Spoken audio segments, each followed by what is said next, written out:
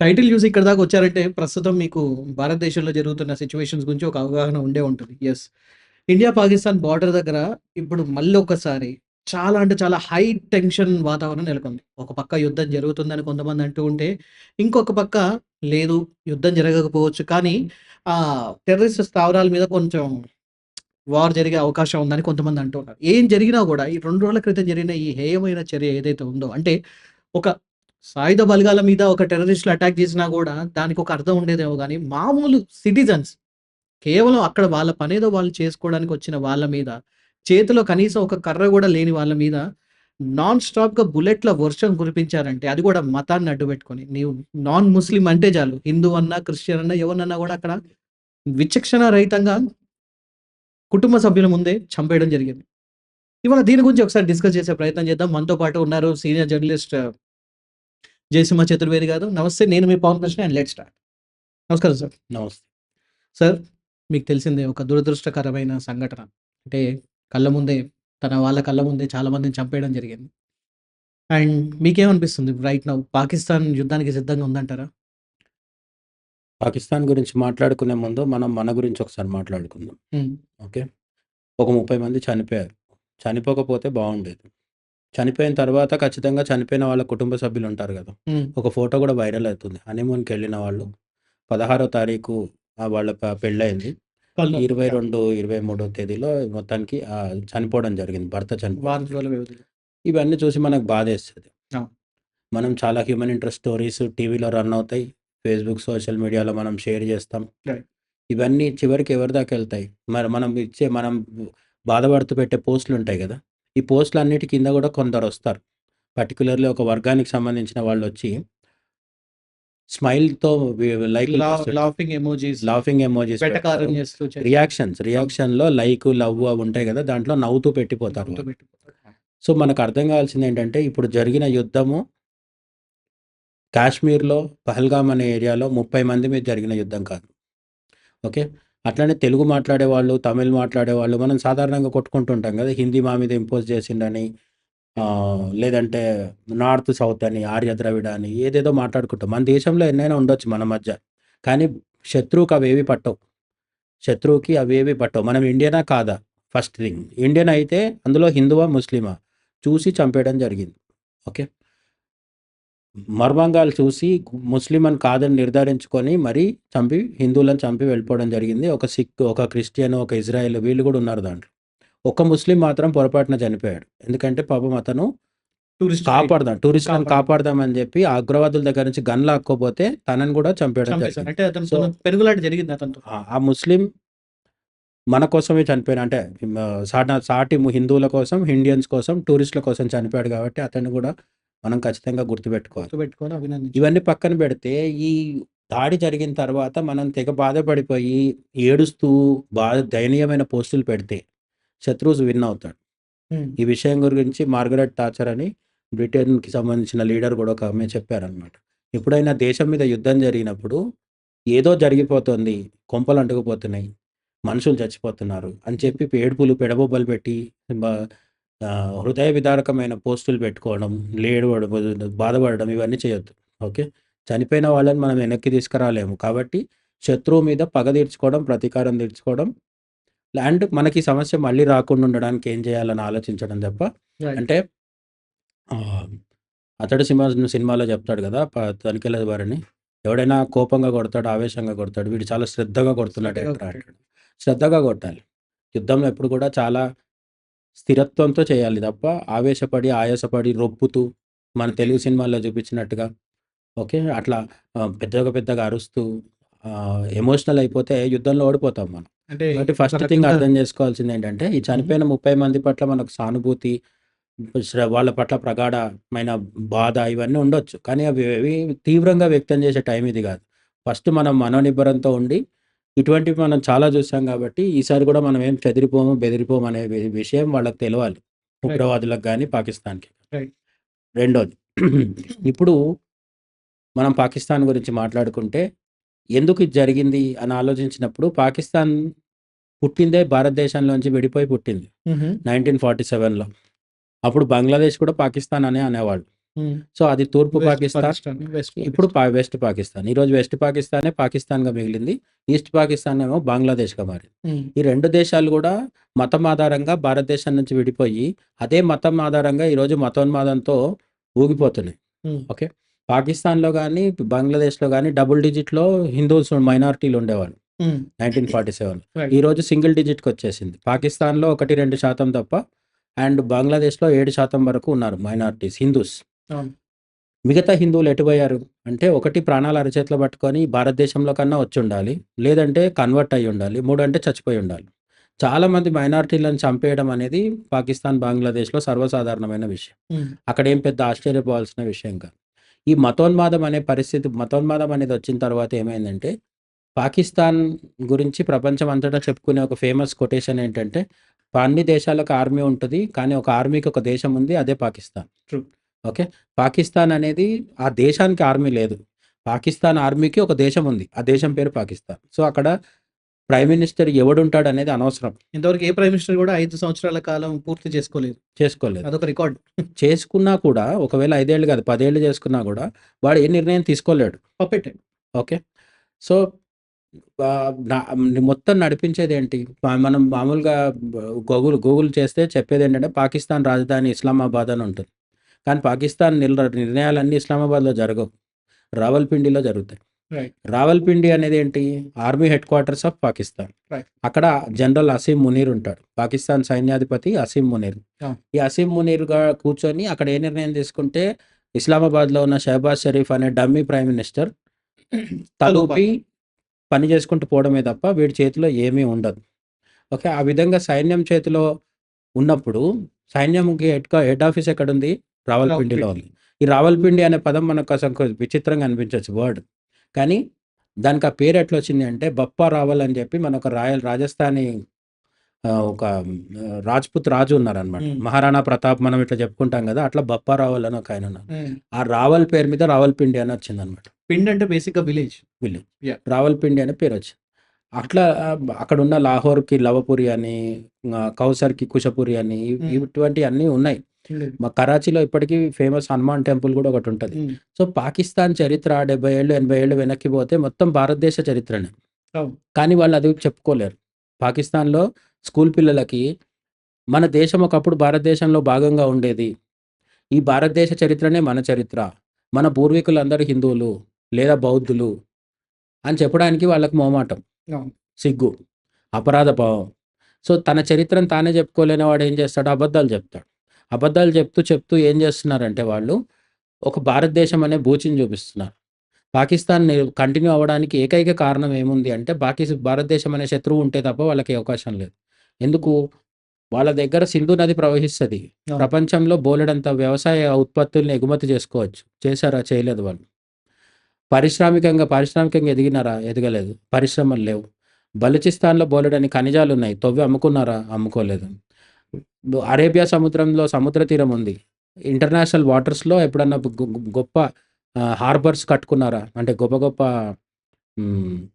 See పోర్ట్‌లేమన్నా ఉన్నాయా? ఏమి లేవు. యాడింగ్ టు దట్ సార్ 1960లో నేనొక సర్వే రీసెంట్‌గా చూసాను. 1960లో పాకిస్తాన్ జీడీపీ అమెరికన్ జీడీపీతోని పోల్చారు. ఏది అమెరికన్ జర్నలిస్ట్‌లే ఆ టైంలో. ఎందుకంటే పాకిస్తాన్ జీడీపీ ఆ టైంలో మన ఇండియన్ జీడీపీ కన్నా, శ్రీలంక జీడీపీ కన్నా హైయర్‌లో ఉంది. అంటే వీళ్ళందరి 2 పాయింట్స్‌లో ఉంటే పాకిస్తాన్ 6 పాయింట్స్‌లో ఉంది. అక్కడి నుంచి డౌన్‌ఫాల్ మొదలైంది మళ్ళీ. డౌన్‌ఫాల్ ఏం మొదలవ్వలేదు. అక్కడ అది ఎందుకుంది అంటే భారతదేశంలో అనే ఒక సంపన్న దేశం నుంచి బాగా సమృద్ధిగా వ్యవసాయ భూములున్న ప్లేస్‌లో వాళ్ళని విడదీసి ఇవ్వడం జరిగింది. హ్మ్. ఓకే. పాకిస్తాన్‌కి ఇండస్ రివర్ ఉంది. సట్లెజు, చీనాబ్ ఇటువంటి కొన్ని నదులు అవి ప్రవహిస్తున్నాయి. హ్మ్. ఇటు కాకుండా మళ్ళీ కొండ ప్రాంతాలున్నాయి. బలూచిస్తాన్‌లో ఖనిజాలున్నాయి. ఇవన్నీ ఉన్నాయి. హ్మ్. సో, సహజ వనరులు చాలా ఉండి అరేబియా సముద్రంలో ప్రపంచ సముద్ర మార్గాల్లో కీలకమైన ప్లేస్‌లో ఉంది. అక్కడికొచ్చేది. కరాచీ ఎయిర్‌పోర్ట్ అనేది చాలా ఇంపార్టెంట్ ఎయిర్‌పోర్ట్‌గా ఉండేది కొన్ని దశాబ్దాల కిందట. హ్మ్.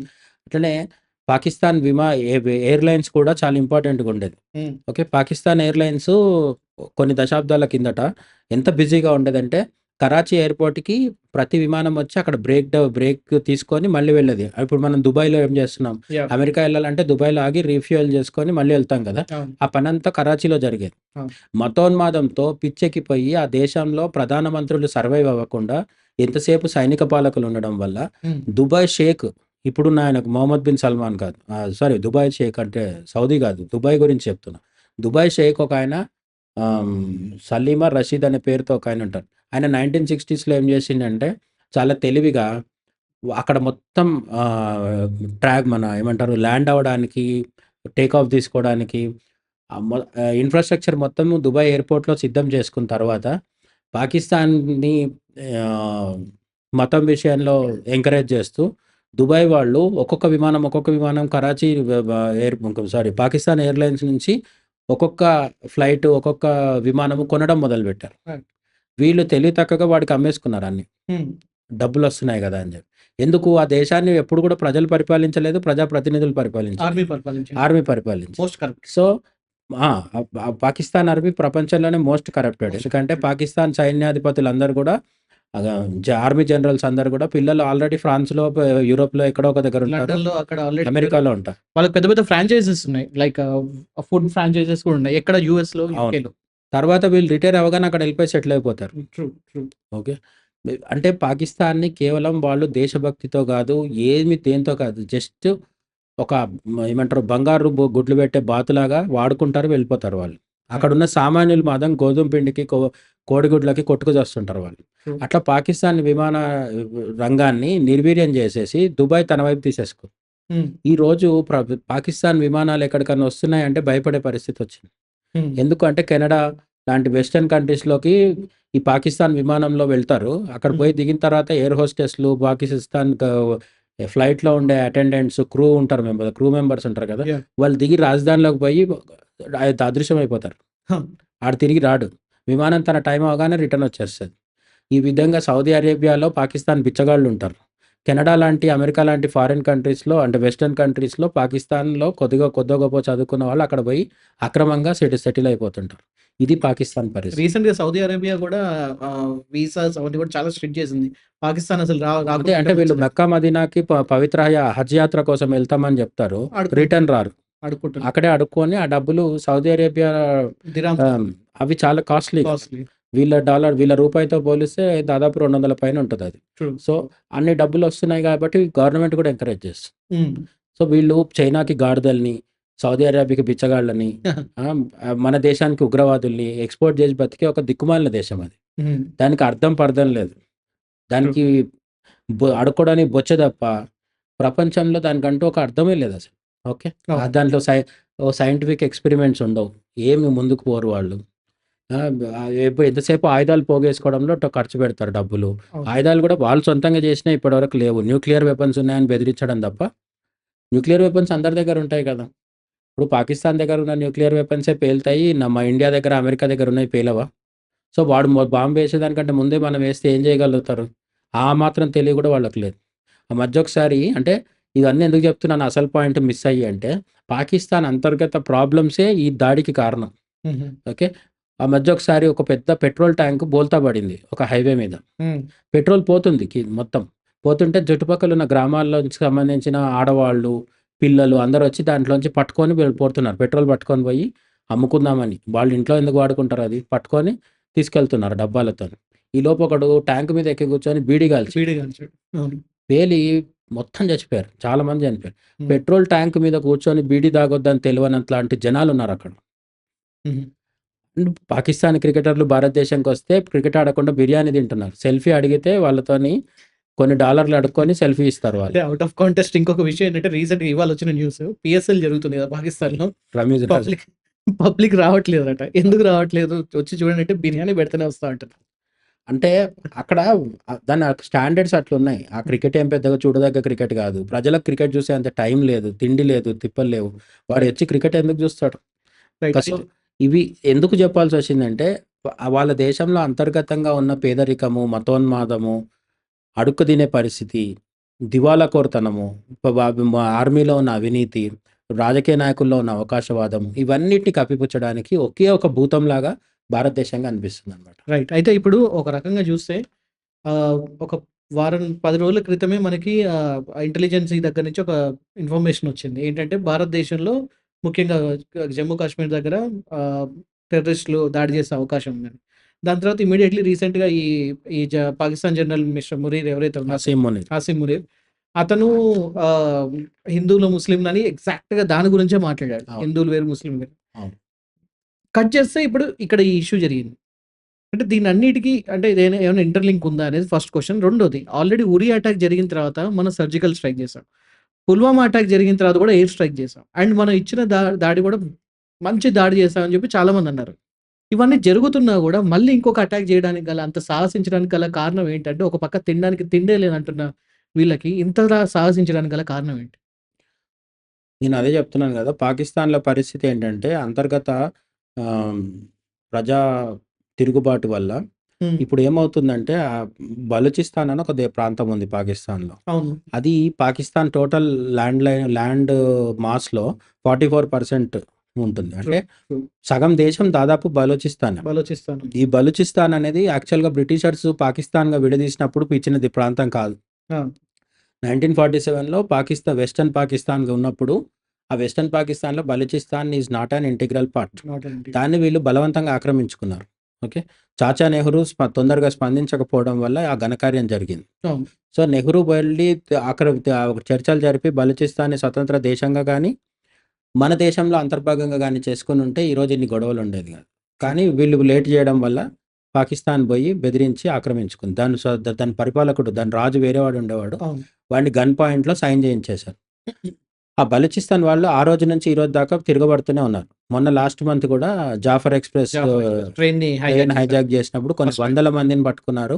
అందులో ఎంతమంది సైనికులు చనిపోయారో చెప్పట్లేదు. ఓకే. అండ్ ఇటు ఖైబర్ పఖ్తూన్వా అనే ప్రాంతం ఆఫ్ఘనిస్తాన్, పాకిస్తాన్ బార్డర్‌లో ఉంటది. ఫస్ట్ పష్తూన్ పీపుల్ ఉంటారు. అంటే ఆఫ్ఘాన్‌లో ఉన్న తాలిబాన్లు, ఈ ఖైబర్ పఖ్తూన్వాలో ఉన్న ప్రజలు ఒకటే జాతి వాళ్ళనమాట. ఒకటే తెగ వాళ్ళు. అవును. అందరూ ఇస్లామే. కానీ మతం వేరు, అక్కడున్న తెగ వేరు. సో, ఈ ఆఫ్ఘనిస్తాన్ బార్డర్‌కి అటువైపు, ఇటువైపు ఉన్న వాళ్ళందరూ కూడా మేము ఆఫ్ఘనిస్తాన్‌లో కలుస్తామనే ఒక సెంటిమెంట్ ఉంది. తెహ్రీక్ తాలిబాన్ వాళ్ళు. పాకిస్తాన్ తాలిబాన్ అంటారు వాళ్ళని. యాహ్! తెహ్రీక్ తాలిబాన్. యాహ్! ఈ పాకిస్తాన్ తాలిబాన్లు ఏం చేస్తున్నారు? ఆఫ్ఘనిస్తాన్ బార్డర్‌లో ఉన్న పాకిస్తాన్ భూభాగాన్ని ఆఫ్ఘాన్‌లో కలపాలని చూస్తున్నారు. ట్రూ. ఇటు బలూచిస్తాన్ వాళ్ళు విడిపోవాలనుకుంటున్నారు. ట్రూ. బలూచిస్తాన్ ఈ ఆఫ్ఘనిస్తాన్ బార్డర్‌లో ఉన్న ఖైబర్ పఖ్తూన్వా పోతే పాకిస్తాన్‌గా మిగిలబోయేది ఓన్లీ పంజాబ్ అండ్ సింధ్ పంజాబ్ ప్రాంతం. Province and Sindh province. అవును. ఈ పంజాబ్ అండ్ సింధ్‌లో మళ్ళీ పంజాబ్ వాళ్ళు మమ్మల్ని దోపిడీ చేస్తున్నారు, డామినేట్ చేస్తున్నారు. డామినేట్ సింధ్ చేస్తున్నారు. వాళ్ళకి ఎప్పటినుంచో. కోపం. ఎందుకంటే పంజాబ్ వాళ్ళు సైన్యంలో ఎక్కువ మంది ఉంటారు.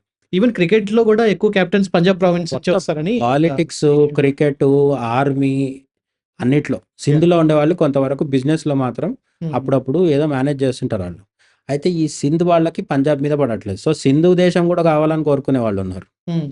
పాకిస్తాన్ అనేది సింధ్, పంజాబ్, ఖైబర్ పఖ్తూన్వా, బలూచిస్తాన్‌గా విడిపోవడం ఈ రోజు కాకపోతే రేపు, రేపు కాకపోతే ఎల్లుండి కంపల్సరీ జరగాల్సిందే అది. అంటే ఒక రకంగా వాళ్ళు ఏదైతే ఇండియా మీద ఇంప్లిమెంట్ చేయాలనుకున్నారో అంటే భారత్ తేడా టుకడా గాని లేకపోతే గజ్వా హింద్ ఏదైతే ఉందో అది వాళ్ళ మీదనే అవుతుంది రిటర్న్. అంటే మన దగ్గర ప్రాబ్లమ్ ఏంటంటే మన దగ్గర కలిసి ఉన్నాం కాబట్టి వాళ్ళు విడగొట్టాలనుకుంటున్నారు. అక్కడ అసలు ఎవడు విడగొట్టాల్సిన పని లేదు. వాళ్ళు కలిసి లేరసలు. హ్మ్. ఓకే. బలూచిస్తాన్ అంటే ఇస్లామాబాద్‌లో ఉన్న వాళ్ళకి చులకన భావం. హ్మ్. ఖైబర్ పఖ్తూన్వా వాళ్ళకి ఇస్లామాబాద్‌లో ఉన్నోళ్ళంటే కోపం. హ్మ్. సింధ్ వాళ్ళకి పంజాబీలంటే ద్వేషం. పంజాబీలకు సింధులంటే అసహ్యం. ఇట్లా ఎన్ని రోజులు కలిసి ఉంటారు వాళ్ళు? అయితే ఈ పరిస్థితి లేటెస్ట్ పరిస్థితి ఏంటంటే మోదీ 2014లో అధికారంలోకి వచ్చినాక కొన్నిసార్లు ట్రై చేస్తే వినలేదు వాళ్ళు. వినకపోయినాక మన వాళ్ళు పెట్టుకున్న వ్యూహం ఏంటంటే వాళ్ళ బలహీనతల ద్వారానే వాళ్ళని దెబ్బకొట్టాలని పెట్టుకున్నారు. సో, సహకారం ఉండి గాని, ఉండకుండా గాని మొత్తానికైతే బలూచ్ వాళ్ళు తెగ దాడులు చేస్తున్నారు ఈ మధ్య. అవును. ఖైబర్ పఖ్తూన్వాలో కూడా దాడులు చేస్తున్నారు. కొన్ని లెక్కల ప్రకారం ఏంటంటే ఎవ్రీ మంత్ హ్మ్. హ్మ్. 90-100 మంది సైనికుల్ని చంపుతున్నారు. కామన్ పీపుల్ కాదు. సైనికుల్ని సైనికుల్ని చంపుతున్నారు. చంపేస్తున్నారు. అండ్ ఇంకో పక్క అన్నోన్ షూటర్స్ కూడా తిరుగుతూ ఉన్నారు. అన్నోన్ షూటర్స్ ఏమో ఈ లష్కరే తోయిబా, జైషే మొహమ్మద్ వీళ్ళని చంపుతున్నారు. హ్మ్. అన్నోన్ షూటర్స్ కూడా ఆర్డ దేశాల మేరకు పనిచేస్తున్నారు అనేది థియరీ కూడా ఉంది. మనం దాన్నేం సమర్థించాల్సిన పని లేదు. హ్మ్. పాకిస్తాన్ అంతర్గత విషయాల్లో మనం కలుగజేసుకోవట్లేదు అని మనం కూడా నమ్ముదాం. హ్మ్. నిజం ఏమైనా అయ్యుండొచ్చు. బట్ హ్మ్. నేను చెప్పేదేంటంటే బలూచిస్తాన్, ఖైబర్ పఖ్తూన్వాలో అడుగు పెట్టాలంటే పాకిస్తాన్ సైన్యాలకి ఉచ్చబడుతోంది. ఓకే. పోలేకపోతున్నారు. మొన్న జాఫర్ ఎక్స్‌ప్రెస్ హైజాక్ తర్వాత 2500 నుంచి 3000 మంది రాజీనామా పత్రాలు పంపించేసి, రెసిగ్నేషన్ లెటర్స్ ఇచ్చేసి కనిపించకుండా వెళ్ళిపోయారు సైన్యానికి. హ్మ్. వాళ్ళు ఎక్కడున్నారో తెలీదు. అంటే భయపడుతున్నారు. సైన్యంలో ఉంటే చచ్చిపోవాల్సొస్తదని చెప్పి. హుహు. సో, ఈ విధంగా డీగ్రేడ్ అయ్యి, డిమోరలైజ్ అయిపోయి ఉన్న పాకిస్తాన్ సైన్యాన్ని గానీ, పాకిస్తాన్ ప్రజలని గానీ, ఒక షాక్‌తో మళ్ళీ ఏకం చేసి అందరిని ఒక తాటి మీదకి తీసుకొచ్చి నిలబెట్టాలి అంటే ఏంటి? అంటే ఒక ప్యాట్రియాటిజం తీసుకురావాలని చూస్తున్నారు. పాట్రియాటిజం కాదు. అది యాంటీ వాళ్ళ ఇండియా. Anti India. వాళ్ళలో నేననేది వాళ్ళ పాకిస్తాన్‌లో. అదే అంటే వాళ్ళలో అయినా సరే అది పాట్రియాటిజం అనొద్దు. హ్మ్. ఎందుకంటే పాకిస్తాన్‌ని ప్రేమించుకుంటే పాట్రియాటిజం. ఇండియాని ద్వేషిస్తే పాట్రియాటిజం అనరు. ఓకే. ఓకే. ఇండియాని ద్వేషించడం అనేది జస్ట్ ఒక పర్వర్షన్ అది. హ్మ్. అది పర్వర్షన్ అక్కడున్న పాలకులకి, సైన్యానికి ఉంది. ప్రజలకు కూడా ఉంది. హ్మ్. ఇందులో ఏం పెద్ద పాకిస్తాన్ ప్రజల మీద నాకేం పెద్ద గౌరవం లేదు. హ్మ్. అవసరం కూడా లేదు. వాళ్ళల్లో కూడా దుర్మార్గులున్నారు, దరిద్రులున్నారు. వాళ్ళందరూ కలిసే కదా వీళ్ళని తయారు చేసింది. ఓకే. సో, ప్రజలు మంచోళ్ళైతే పాలకులు, సైన్యం కూడా మంచిదే అయ్యేది. హ్మ్. ఆ దేశం అస్తిత్వంలోనే ప్రాబ్లమ్ ఉంది. ఆ దేశము అట్లా ఉండడం అనేది సాధ్యం కాదు. హ్మ్. ఓకే. మనము ఇటుకలు పెట్టి గోడ కడతాం. మధ్యలో సిమెంట్ పెట్టకపోతే ఏమవుతది? గోడ కూలిపోతది. ఓన్లీ ఇటుకలతో గోడ ఎప్పుడు నిలబడదు. రైట్. అక్కడ ఏమైందంటే 4 ఇటుకలు పెట్టి గోడ కట్టిండ్రు. బలూచిస్తాన్, ఖైబర్ పఖ్తూన్‌ఖ్వా, సింధ్, పంజాబ్ అని కట్టేసిండ్రు. సిమెంట్ వాటి మధ్యలో సిమెంట్ లేదు. మర్చిపోవడం కాదు, లేదు. లేదు. జిన్నా దగ్గరే లేదు. హ్మ్. జిన్నా దగ్గర సిమెంట్ లేదు. ఆ సిమెంట్ ఏంటి? దేశభక్తి, హ్మ్. ఎదగాలనే తాపత్రయము. అయితే అది. సార్ ఇప్పుడు మీరన్న పాయింట్స్ ప్రకారం చూస్తే పైన మన 30-40% ఆక్యుపై చేయడానికి బలోచిస్తాన్ వెళ్ళిపోవడానికి రెడీగా ఉంది. ఇంకో పక్క ఈ ఖైబర్ పఖ్తూన్‌ఖ్వా ఇటువైపు ఈ ప్రావిన్స్ కూడా ఇష్యూ ఉంది. అండ్ ఇంటర్నల్‌గా కూడా ఇన్ని ఇష్యూస్ ఉన్నాయి. Punjab province and Sindh province ఇవన్నీ చూసుకుంటే. మరి ఇలాంటి టైంలో ఒకవేళ వీళ్ళు ఇండియా, పాకిస్తాన్ వార్ తీసుకొచ్చి ఏకతాటి మీద ఒకవేళ వాళ్ళు యుద్ధానికి రావాలనుకున్నా, లేకపోతే వాళ్ళలో ఒక చైతన్యం తీసుకురావాలనుకున్నా కూడా, పొరపాటున ఇది యుద్ధానికి వెళ్తే పైన బలోచ్ ఆర్మీ మీద పడుతుంది. ఇంకో పక్క ఖైబర్ పఖ్తూన్‌ఖ్వా తెహ్రీకే తాలిబాన్ మీద పడే అవకాశం ఉంది. కింద నుంచి మన ఇండియా కూడా పడుతుంది మీద. సో, 3 దిక్కుల నుంచి షాకింగే ఉంటుంది. And I don't think so. ఇప్పుడు ప్రపంచ దేశాలన్నీ భారతదేశంలో ఉన్నప్పుడు చైనా ఇది చూస్తూ కూర్చుంటుందే తప్పితే చైనా ఇందులో ఏం భాగస్వామ్యం తీసుకుంటదని కూడా నేను అనుకోవట్లేదు. చైనాకి ఇంకొక ప్రాబ్లమ్ ఏంటంటే పాకిస్తాన్‌కి పూర్తి మద్దతు పలకడం వల్ల చైనాకొచ్చే లాభం ఏం లేదు. వాళ్ళు China, true. Pakistan economic corridor సీపెక్ అని ఒకటి చేశారు. రీపాక్ చేస్తుంది. చైనా తర్వాత పీఓకే. మన భూభాగాన్ని పాకిస్తాన్ చికెన్ నెక్. ఆక్రమించుకుంది. చికెన్ నెక్ అస్సాం వైపు. అస్సాం వైపు వస్తుంది. అది వేరు. ఇక్కడ చైనా కాశ్మీర్ అని మనం ఒక మ్యాప్ చూపిస్తాం కదా! ట్రూ. మన దేశంలో చూపించే ఇండియా మ్యాప్‌లో కాశ్మీర్ అని మనం చూపిస్తున్న భాగం ఉంది కదా! హ్మ్. హ్మ్. అది మొత్తం మన చేతుల్లో లేదు. హ్మ్. అందులో నార్త్ భాగం, నార్త్ కాశ్మీర్ అంటే మూలకు పాకిస్తాన్, చైనా మధ్యలో ఉన్న భూభాగం ఉంది కదా! అది పాక్ ఆక్యుపైడ్ కాశ్మీర్. హ్మ్. దాన్ని వాళ్ళు ఆజాద్ కాశ్మీర్ అంటాం. అవును. పాకిస్తాన్ వాళ్ళు అంటుంటారు. అది స్వతంత్ర దేశంగా ఉంది కానీ పాకిస్తానే దాన్ని నడిపిస్తుంది. నడిపిస్తుంది. యాహ్! అక్కడ గిల్గిట్ బాల్టిస్తాన్ లాంటి కొన్ని ప్రాంతాలున్నాయి. రైట్. అక్కడ వీళ్ళు కొన్ని కోట్ల రూపాయల పెట్టుబడులు వందల కోట్ల రూపాయల పెట్టుబడులు పెట్టడం జరిగింది చైనా. కాబట్టి పీఓకే అనేది పాకిస్తాన్ చేతిలో ఉంటే చైనాకి కొంత ఈజీ. హ్మ్. ఎందుకు? చైనా నుంచి పీఓకే నుంచి పాకిస్తాన్, పాకిస్తాన్ నుంచి ఇరాన్ అట్లా ఒక రూట్ తయారు చేసుకుంది అవును. ఎక్స్‌పోర్ట్స్‌కి. అవును. అవును. అట్లా చేసుకోవడం కోసం షీ జిన్‌పింగ్ చాలా ఖర్చు పెట్టి బలూచిస్తాన్‌లో ఉన్న గ్వాదర్ పోర్ట్‌లో కూడా డబ్బులు పెట్టారు. కానీ ఇప్పుడు పరిస్థితి ఏంటంటే అవన్నీ మెయింటైన్ చేయడానికి చైనీస్ ఇంజినీర్స్ అక్కడ వచ్చి ఉంటే పీఓకేలో గాని, గ్వాదర్ పోర్ట్ బలూచిస్తాన్‌లో గాని దాడులు జరిగి చైనీస్ వాళ్ళు కూడా చనిపోతున్నారు. చనిపోతున్నారు. రీసెంట్‌గా బాంబ్ బ్లాస్ట్‌లు కూడా జరిగాయి. చనిపోయినా వీళ్ళేం చేయలేకపోతున్నారు. ఎవరు? పాకిస్తాన్ పాకిస్తాన్ ఆర్మీ గాని, మోడీ. పాకిస్తాన్ ప్రైమ్ మినిస్టర్ గాని ఏం చేయలేకపోతున్నారు. అవును. సో, సో, మరప్పుడు చైనా చేయగలిగేదేముంది? పాకిస్తాన్ కోసం అని ఇండియాతో యుద్ధం అయితే చేయలేదు కదా! రెండోది ట్రంప్ వచ్చిన తర్వాత 240% 245% పెట్టాక ఇండియా మీదనే టారిఫ్ ఉంది. ఫోకస్డ్‌గా ఉంది. సో, ఇప్పుడు వాళ్ళ వస్తువులు అమ్ముకోవడానికి పాకిస్తాన్ అనేది మార్కెట్ కాదు కదా! ఇండియానే చైనా వాళ్ళ ఎంఐ మొబైల్స్, లేకపోతే వాళ్ళ ల్యాప్‌టాప్స్, వాళ్ళ ఏవైనా ఎలక్ట్రానిక్ గ్యాడ్జెట్స్ మొత్తం. ఎలక్ట్రానిక్ గ్యాడ్జెట్సే కాదు. దీపావళి క్రాకర్స్ నుంచి మొదలుపెడితే చెప్పాల కట్రాయర్ల దాకా. వరకు ప్రతీదీ చైనా వస్తువు కొనడానికి మనకు దమ్ముంది. హ్మ్. పాకిస్తానోడికి ఏముంది? ఏం లేదు. నేను చెప్పినాను కదా! కోడిగుడ్డుకి గోధుమ పిండికి అడుక్కు తినే బిచ్చగాడు చైనీస్ వస్తువులు ఏం కొంటాడు? ఓకే. కొనలేడు. సో, అది మార్కెట్ కాదు. హ్మ్. మార్కెట్ కాదు కాబట్టి చైనాకు కూడా పాకిస్తాన్‌తో కంటే ఇండియాతో అవసరం ఉంది. ఓకే. సో, ఈ టైంలో ట్రంప్ ఉన్నంత కాలము ఇండియాని కాదని చైనా పోయి పాకిస్తాన్‌కి హెల్ప్ చేసే పరిస్థితి లేదు. అండ్ రష్యా మనకు చాలా best friend. Best friend, old friend. Nehru, Indira, Rajiv, Vajpayee, Modi అనే తేడా లేకుండా ఎవరున్నా కూడా మనతో రష్యాగా నిలబడి ఉంది. యాహ్! సో, నిలబడి ఉన్న రష్యా మనకి ఇప్పుడు కూడా అండగానే ఉంటుంది. అండ్ ఇజ్రాయెల్ టెక్నాలజీ కూడా ఉంది. ఇజ్రాయెల్ మనకి ఎప్పుడు సోదర భావం. Friendly country. హ్మ్. అమెరికా కూడా జో బైడెన్ ఉన్నప్పట్లాగా డ్రామాలు ఆడకుండా ట్రంప్ ఉన్నప్పుడు ఏకపక్షంగా సమర్థించే అవకాశాలు ఎక్కువున్నాయి. ఎక్కువగా.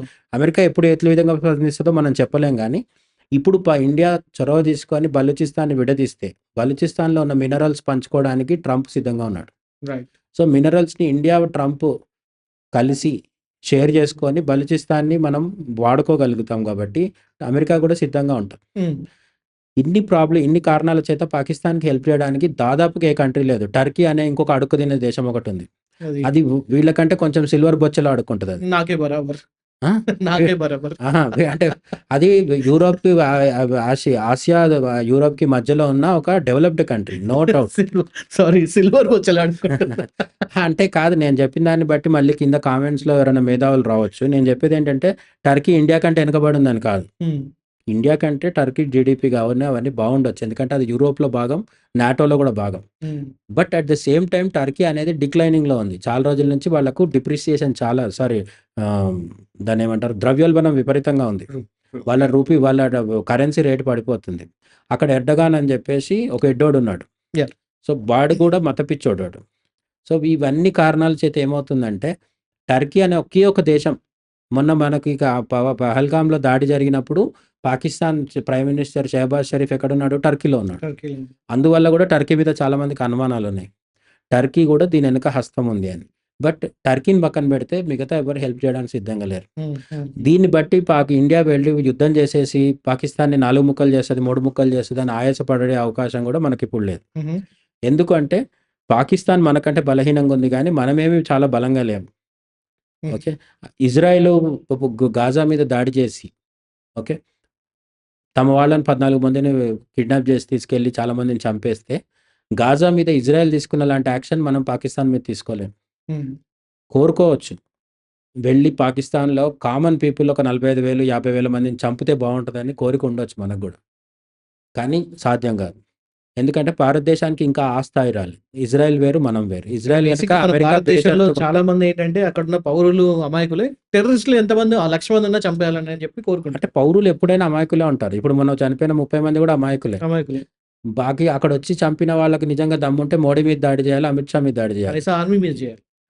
ఆర్మీ కూడా కాదు. నేనేమంటున్నా అంటే మోడీ మీద, అమిత్ షా మీద చేయమని చెప్తున్నాను గదా!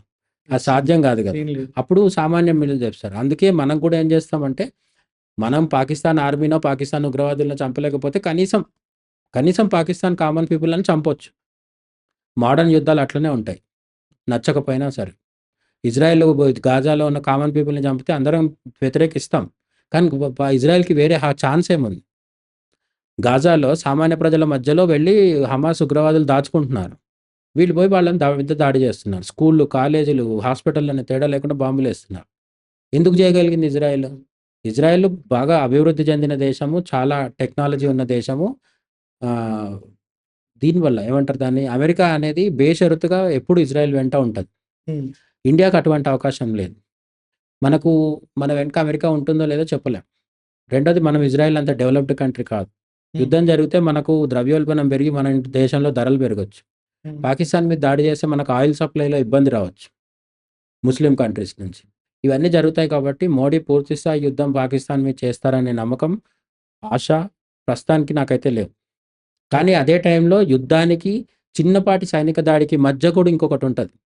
ఓకే. మనం already surgical strikes, Balakot bomb దాడులు చేసేసినాం గదా! హుహు. ఇంతకు మించి చేయొచ్చు.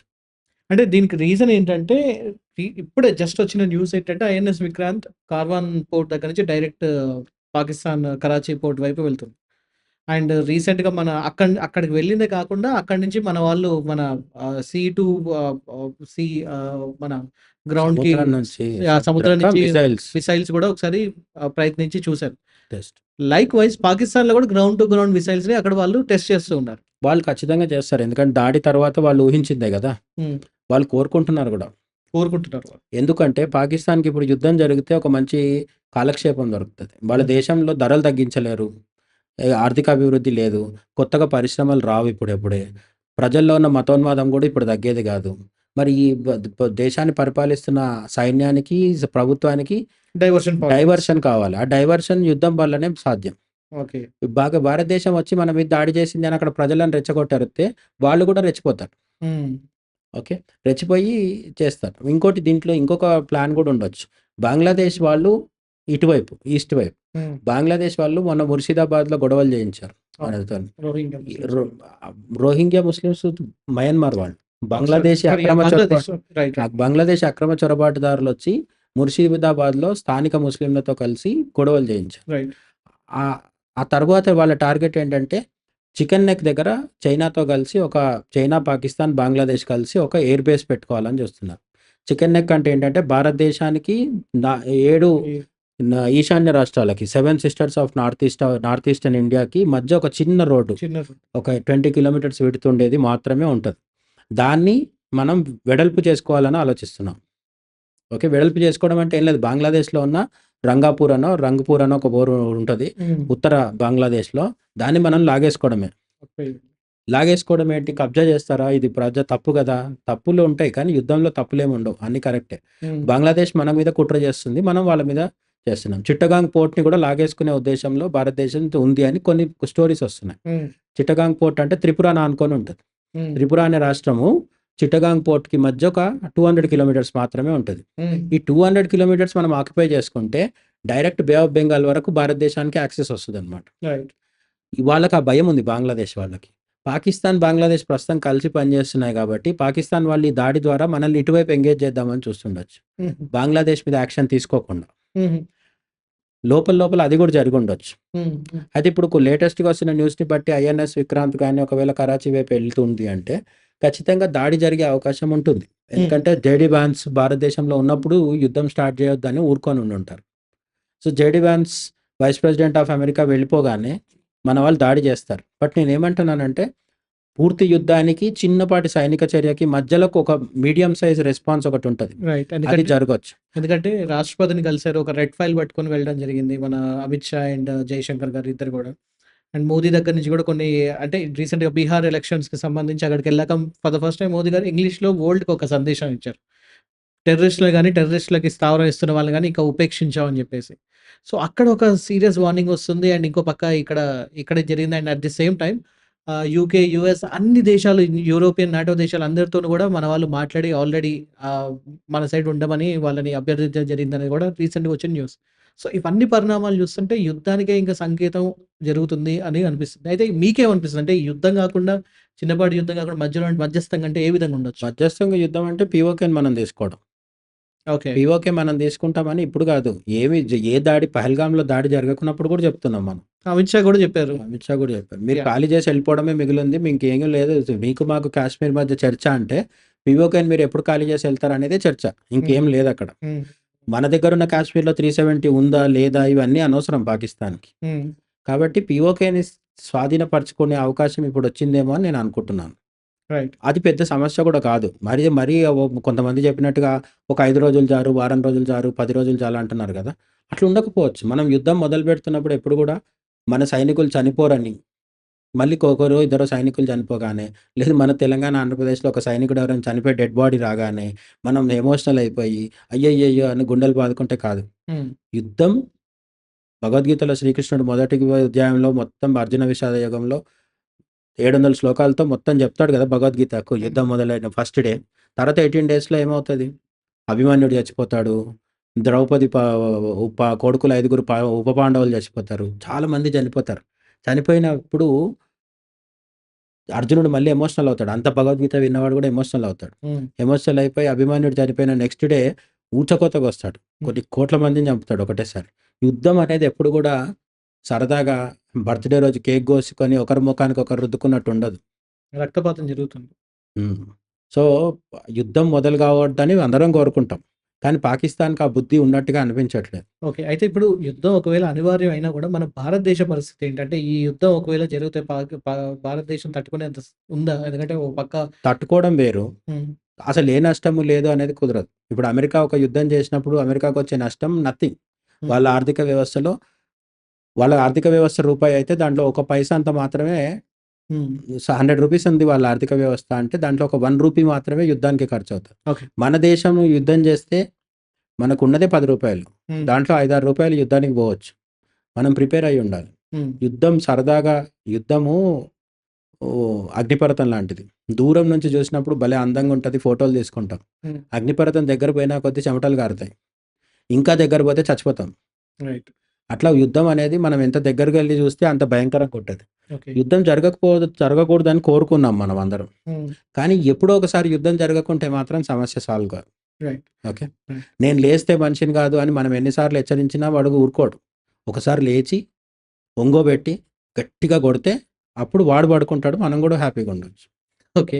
అయితే ఇప్పుడు రీసెంట్‌గా ఫస్ట్ స్టెప్ కింద ఇమ్మీడియేట్ యాక్షన్ కింద మన భారతదేశం మన ఇండస్ వ్యాలీని ఆ నదులు మొత్తం ఆపేసింది. అండ్ నేను విన్న దాని ప్రకారం 60% పాకిస్తాన్ యొక్క వ్యవసాయం మొత్తం ఈ వాటరే పూర్తి చేస్తుందని చెప్పి ఒక టాక్ ఉంది. అయితే పాకిస్తాన్ ఏమంటుందంటే భారతదేశం ఇదేదో చిన్నపిల్లల చర్యలా చేస్తుంది. మేము ఇంటర్నేషనల్ వాటర్ ట్రిబ్యునల్ దగ్గరికెళ్తాం. ఇది అంత ఈజీ కాదు. వాళ్ళు అనుకున్నంత ఈజీ కాదు. తప్పకుండా వాటర్ ఎలా రిలీజ్ చేయకుండా ఉంటారో మేము చూస్తాం అని చెప్పి అంటున్నారు. సో, ఇదొక ప్రశ్న. సో, నిజంగా ఇది సాధ్యం అవుతుందా? ఎందుకంటే ఇంకోటి భారతదేశం కూడా ఇది కేవలం టెంపరరీ అని మాత్రమే అంది. పర్మనెంట్ అనలేదు. టెంపరరీగా మూస్తున్నాం అని చెప్పి అంది వాటర్. అంటే కొన్ని డిప్లొమాటిక్ లాంగ్వేజ్ ఎట్లుంటదంటే మేము ఏది కూడా పూర్తిగా చేస్తామని చెప్పరు ఎవరు కూడా. హ్మ్. బట్ దాని అర్థం ఏంటంటే పూర్తిగా చేస్తామని చేయకుండా ఉంటామని కాదు. ఓకే. ఓకే. ఓకే. టెంపరరీ అంటే అర్థం ఏంటి?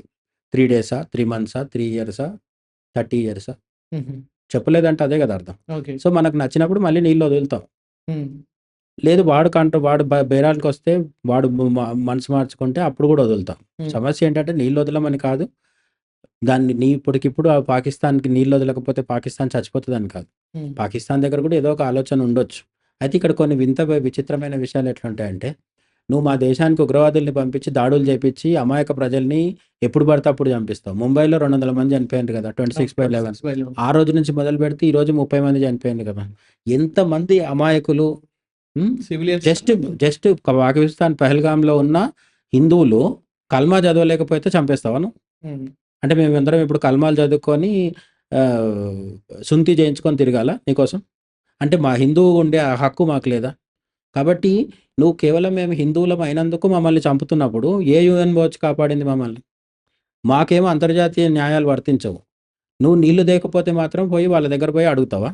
హ్మ్. సరే పోయి చెప్తావు. ఇంటర్నేషనల్ వాటర్ ట్రిబ్యునల్ దగ్గరకో, ఇంకో దగ్గరకో ఫైనల్‌గా యూఎన్ఓ దగ్గరికెళ్తది. యూఎన్ఓ జనరల్ అసెంబ్లీలోనో, సెక్యూరిటీ కౌన్సిల్‌లోనో పోయి కంప్లెయింట్ చేస్తావు. యూఎన్ఓ ఏమన్నా చేయగలుగుతదా? ఇప్పుడు మొన్న రష్యా యుక్రెయిన్‌ని చావబాదింది కదా! 3 సంవత్సరాల నుంచి. హ్మ్. హ్మ్. హ్మ్. ఎవడాపిండు? యూఎన్ఓ వచ్చి ఏం చేయగలిగింది? ఇజ్రాయెల్ గాజా మీద దాడి చేస్తుంటే ఎవరు ఆపగలిగిండ్రు? పెద్ద పెద్ద దేశాలు ఏమన్నా చేస్తుంటే యూఎన్ఓ ఏం చేయలేదు. ఓకే. చైనా నుంచి వుహాన్ నుంచి వైరస్ లీక్ అయిందని పబ్లిక్ సీక్రెట్ కదా! ఏమన్నా చర్య తీసుకుందా చైనా మీద? No. So, America, China, France, England, Russia ఈ 5 దేశాల మీద యూఎన్ఓ ఏం చేయలేదు. హ్మ్. నెక్స్ట్ ఇప్పుడు బ్రిక్స్ దేశాలున్నాయి గదా! Brazil, China, India, south Africa ఈ దేశాలని కూడా నిజంగా యూఎన్ఓ ఏం చేయలేదు. ఏమన్నా అంటే ఆంక్షలు విధిస్తా అని చెప్తది. హ్మ్. ఎవడి మీద ఆంక్షలు విధిస్తారు? ఇండియా ప్రపంచంలో పెద్ద మార్కెట్. ఇండియా మీద ఆంక్షలు విధించి మనం సెల్ ఫోన్‌లు కొనడం మానేస్తే యాపిల్ కంపెనీ వాడు, సామ్‌సంగ్ వాడు పోయి యూఎన్ఓని తిట్టిపోస్తారు. హ్మ్. కాబట్టి మా భారతదేశం మీద ప్రపంచం ఆధారపడుతుంది తప్ప ప్రపంచం మీద భారతదేశం ఆధారపడట్లేదు. ఓకే. ఈ దేశము వ్యవసాయం చేసుకుంటది, తింటది, బతుకుతది. కాకపోతే జీవితం కొంచెం దుర్భరం అయితది మనకి. ఎవడన్నా ఆంక్షలు విధిస్తే ఇప్పుడున్నంత సుఖంగా ఉండలేం. కష్టపడాల్సొస్తది.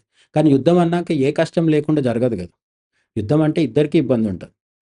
కానీ చివరికి ఎవడు గెలుస్తాడనేది ఇంపార్టెంట్. రైట్. గెలిచే అవకాశాలు ఇండియా కంటే పాకిస్తాన్ కంటే ఇండియాకే ఎక్కువున్నాయి. ఓకే. ఎక్కువ కాదు, దాదాపుగా ఇండియాకే ఉన్నాయి. అవును. అయినా కూడా యుద్ధం ఎందుకు సిద్ధపడుతుంది పాకిస్తాన్ అంటే ఇప్పుడు వాళ్ళకి ఆ ఆప్షన్ తప్ప ఏం లేదు. కరెక్టే. అంటే ఇప్పుడు ఆ ఆప్షన్ తప్ప ఏం లేదనుకుంటే ఇప్పుడు యుద్ధం కోసం అంతలా తాపత్రయపడితే వాళ్ళకి ఫండ్స్ ఎక్కడి నుంచి వస్తాయి? అండ్ ఇంకా ఎక్స్‌ట్రా ఫండ్స్ ఎక్కడి నుంచి వస్తాయి? దాని తర్వాత మొత్తం వాళ్ళ యుద్ధం జరిగిందంటే ఆటోమేటిక్ రోడ్డు మీదకొచ్చేస్తారు. అంటే మళ్ళీ అడుక్కొని తిరగడమేనా? ఇప్పుడు నేనేమంటున్నానంటే మనము ఇంట్లో రెడీ అయ్యి బయటికి రావాలంటే తల దూకుంటాము, బట్టలేసుకుంటాము, వీలైతే షేవింగ్ చేసుకుంటాము, పౌడర్ కొట్టుకుంటాం, పెర్ఫ్యూమ్ ఇవన్నీ చేస్తాం కదా! రోడ్డు మీద ఉంటే బిచ్చగాడు అవన్నీ చేయట్లేదని అడగనట్టే ఉంది క్వెషన్. వాడు ఆల్రెడీ ఫుట్‌పాత్ మీద ఉన్నాడు. హ్మ్. వాడికి అసలు సిగ్గు, శరము ఏమీ లేవు. ఉ ఏం చేస్తాడు? ఆఫ్ఘనిస్తాన్‌లో ఉన్న తాలిబాన్లు కూడా వీడిని కొట్టి చంపుతున్నారు రోజు. మనం కాదు. ఇండియా అనేది చాలా పెద్ద ఐదో అతిపెద్ద ఆర్థిక అవును. వ్యవస్థ కదా! ఆఫ్ఘనిస్తాన్ అనేది ప్రపంచంలోనే అత్యంత పేద దేశం. అయినా సరే ఆఫ్ఘనిస్తాన్ తాలిబాన్లు, వీళ్ళ తాలిబాన్లు ఇద్దరు కలిసి పాకిస్తాన్ సైనికుల్ని చంపితే వీడు ఏం చేయలేకపోతున్నాడు. So, okay. మీరన్నట్టు నేను ఒప్పుకుంటాను. సరే ఇంత ఈజీగా వాళ్ళు ఆలోచిస్తే, అట్ ది సేమ్ టైమ్ వాడికున్న ప్రెజెంట్ సిట్యుయేషన్ గూడా తెలుసు. అంటే ఒకవేళ బయటకొస్తే చితగ్గొడతారని తెలిసినప్పుడు ఈ హ్మ్. అడుక్కునేవాడికి, పైనున్న బలోచిస్తాన్ ఎళ్ళిపోవడానికి హై ఛాన్సెస్ ఉందని మీరే అంటున్నారు. ఇంకో అది పక్క ఇప్పటి తేరికే తాలిబాన్ గూడా తీసుకోవడానికి రెడీగా హ్మ్. ఉందంట. హ్మ్. సో, మరి అలాంటప్పుడు వాడికి నష్టమే అవుతుంది గదా! నష్టం ఆల్రెడీ జరిగిపోయింది అంటున్నాను నేను. ఇప్పుడు వాడు యుద్ధం చేయకున్నా గూడా వాడికి దగ్గర ఏం గిట్టుబాటు సో, అవ్వట్లేదు. అంటే బలోచిస్తాన్ వేడవ్వడానికి రెడీ అయిపోయిందంటారు. అక్కడికి పోలేకపోతున్నారు. మొన్న జాఫర్ ఎక్స్‌ప్రెస్ బ్లాక్ ఇదైన తర్వాత రాత్రి 8, 9 తర్వాత హైవేలు బ్లాక్ చేసుకుంటుంది పాకిస్తాన్. ఓకే. బాలూచిస్తాన్‌కి, ఇస్లామాబాద్‌కి మధ్యలో ఉండే హైవేస్ ఉంటాయి గదా! హ్మ్. రాత్రిపూట మూసేస్తున్నారు భయంతో. ఎందుకంటే బ బ బలూచ్ రెబెల్స్ వచ్చి వీళ్ళ మీద దాడులు చేస్తారేమో అని. అసలు ఖైబర్ పఖ్తూన్‌వాలో చాలా చోట్లల్ల పాకిస్తాన్ ఆర్మీ పోస్టుల్ని పేల్చి పారేస్తున్నారు. హ్మ్. అవి వాళ్ళ చేతికెళ్ళిపోయినాయి. పాకిస్తాన్ తాలిబాన్ల చేతికి. హ్మ్. హ్మ్. హ్మ్. సో, ఇప్పుడు లిటరల్లీ అంటే టెక్నికల్‌గా మాట్లాడుకున్నప్పుడే ఆ పాకిస్తాన్ మ్యాప్ అట్లుంది తప్ప పాకిస్తాన్ మ్యాప్ ఆల్రెడీ మారిపోయింది. ఓకే. అది మిగిలింది పంజాబ్, సింధ్ అనే ప్రాంతమే మిగిలింది ఇప్పుడు వాళ్ళ చేతిలో. ఓకే. సో, ఈ యుద్ధం జరిగినా జరగకున్నా వాళ్ళకి కొత్తగా కష్టాలు, నష్టాలు ఏం రావు. అయితే యుద్ధం జరిగితే సామాన్య పాకిస్తానీలకి ఇబ్బంది. నిజంగా చెప్తున్నాను. ఇది మాత్రం విషాదం. సామాన్య పాకిస్తానీలకి డ్రై ఫ్రూట్స్ అమ్ముకునేటోడు, పండ్లు, కూరగాయలు అమ్ముకునేవాడు, లేకపోతే కోడి లెగ్ పీస్‌లు అమ్ముకునేటోడు వీడుంటాడు కదా! ఇట్లాంటోళ్ళందరికీ కష్టం. జీవితం దుర్భరం అయిపోతది. రేట్లు ఇంకా పెరుగుతాయి. కానీ ఆసిమ్ మునీరు, వాడి జనరల్సు, వాడి సైన్యాధిపతులు, షహబాజ్ షరీఫు, లేదంటే వాడి ఫ్రెండ్స్, ఎంపీలు వాళ్ళుంటారు కదా! వీళ్ళందరికీ యుద్ధం జరిగితే లాభం. ఎందుకంటే యుద్ధం జరుగుతుంది అంటే ఖర్చులు జరుగుతాయి కదా! ఖర్చుల్లో మధ్యలో లాగేసుకుంటారు. ఇప్పుడు మన యుక్రెయిన్ యుద్ధం జరిగింది కదా! యుక్రెయిన్ యుద్ధంలో ఎక్కువ లాభపడింది ఎవరంటే పుతిన్ గాదు, జో బైడెన్ గాదు, జెలెన్స్కీ. ట్రంప్ గాదు. జెలెన్స్కీ గాడొకడే లాభపడ్డాడు. ఎందుకు? జెలెన్స్కీతో పాటు ఉన్న వాడి వెనుకున్న ఆహ్, ఏమంటారు ఆలిగార్చ్స్ అంటారు వాళ్ళని. అంటే బాగా డబ్బులు తినేసి ఒళ్ళు తిమ్మిరెక్కి బ బ ఆకు ఏమంటారు అహంకారంతో రెచ్చిపోయేవాళ్ళనమాట. వాళ్ళకి ఈ యుద్ధాలు భలే సరదాగుంటాయి. హ్మ్. ఎందుకంటే జెలెన్స్కీని అడ్డుపెట్టుకొని యుద్ధం చేయించి లెక్కపత్రం లేకుండా డబ్బులు మాయం చేసేసిండు వాళ్ళు. హ్మ్. సో, ఎప్పుడు యుద్ధం జరిగినా సరే ఎవడో ఒకడు కోటీశ్వరుడు అవుతాడు ఓకే. కదా! ఓకే. యుద్ధంలో డబ్బులు ఖర్చు పెట్టినయన్నీ ఎక్కడ పోతున్నాయి? చివరికి ఎవడికో దగ్గర పోతాయి కదా! ఓకే. అట్లా పాకిస్తాన్‌లో 5 మందో, 10 మందో కోటీశ్వరులు అవుతారిప్పుడు. But at the same time వాళ్ళని ఎన్నుకొని ఇంతకాలం నెత్తి మీద పెట్టుకున్న మతోన్మాద సామాన్య ప్రజలు ఎవరైతే ఉన్నారో చంకనాకిపోతారు. So, anyhow thank you so much అండి. మొత్తానికైతే ఇప్పుడు మీరు చెప్పేదాని విధంగా చూస్తే పాకిస్తాన్ ఇది కావాలనే చేస్తుందన్న విషయం అర్థమవుతుంది. మరి చూడాలి అంటే మనం ఇప్పుడు ఎన్ననుకున్నా గూడా మరి యుద్ధం అనేది జరుగుతుందా? లేదా? అనేది వేచి చూద్దాం ఏం జరుగుతుందనేది.